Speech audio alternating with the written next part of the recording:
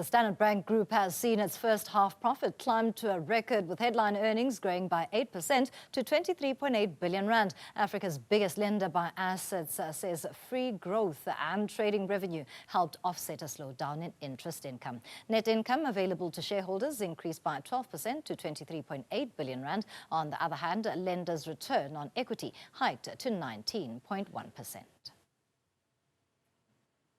Standard Bank CEO Sim Tshabalala joins us now, as the entity has expressed that the group remains confident in its medium-term targets despite the current global economic environment. A good evening to you, Sim. A very good showing where results are concerned, but you are optimistic about the near-term outlook. Talk to us first about how you gain momentum going forward in a low-growth environment in South Africa.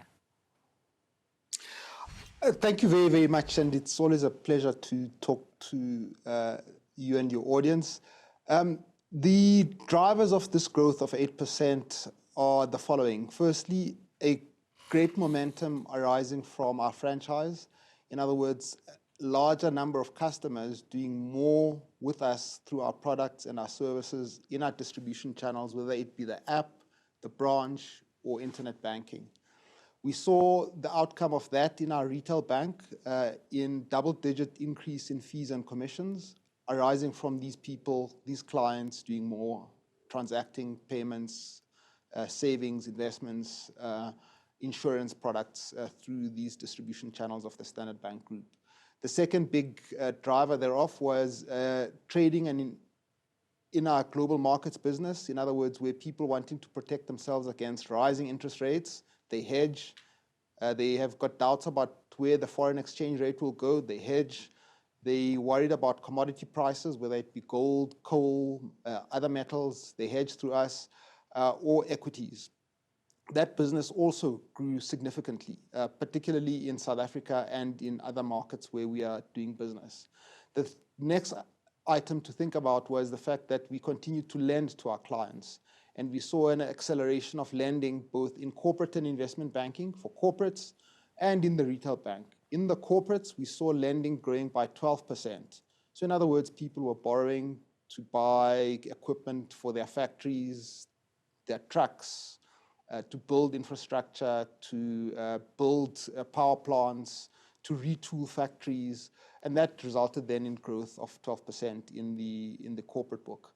The retail book, so home loans, vehicles and asset finance, unsecured lending, in other words, lending to individuals, grew more slowly. It grew in low single digits. All of those factors, therefore, resulted in that outcome of high revenues and well-managed costs, giving rise to growth of 8%. The South African operations were at just above 9 billion rand, and they were up 2%. The star performers were our operations outside South Africa. Those operations make up now 41% of our group. And the star performer in that group of stars, if I could express it that way, was our West Africa region. And therefore, Standard Bank is a portfolio in that sense, a portfolio of products, client segments, and geographies. Now, global trade tensions dominate the activity in the world economy. How is Standard Bank then looking to mitigate, as well as what we are seeing in terms of the uncertainty that remains? And you alluded to it a short while ago. What is the next big plan as the world prepares for an economic landscape that is different? Yes, indeed. Geopolitics and geoeconomics are the biggest single issue facing business leaders at the moment, how to navigate through this complicated and difficult environment. It's giving rise to greater volatility, uncertainty. Prices are becoming very, very difficult to predict, with the result that people are slowing down their activity, with the result that on the African continent, you can expect that people will be buying less of our mining and minerals that we produce. We look carefully at the trade tariffs. We focused on what will happen to South Africa. 30% imposed, with some exemptions, but 30% imposed, which will have a big impact on the manufacturing capacity of the country. And as you know, manufacturing is a huge employer in South Africa. We're very concerned that unless we find a solution, this could be devastating. It could create a larger rust belt than we currently have, job losses, and this is something that cannot be contemplated with equanimity. We do all the modeling and the scenario planning that you can imagine that bankers would do. We try and rebalance our exposures. We work closely with our clients. We work closely with the authorities, the politicians, the civil servants, and we try to understand how best to respond. Having said all of that, we still think that South Africa will grow at 0.9% with all of those assumptions. And we think that our operations outside South Africa will grow at close to 4%. And we're planning our business with all of those assumptions. Lastly, you've also announced your retirement in 2027. If you are able to maybe whisper in our ears, succession plans, what is in place? Succession plans in Standard Bank happen year after year after year, decade after decade after decade.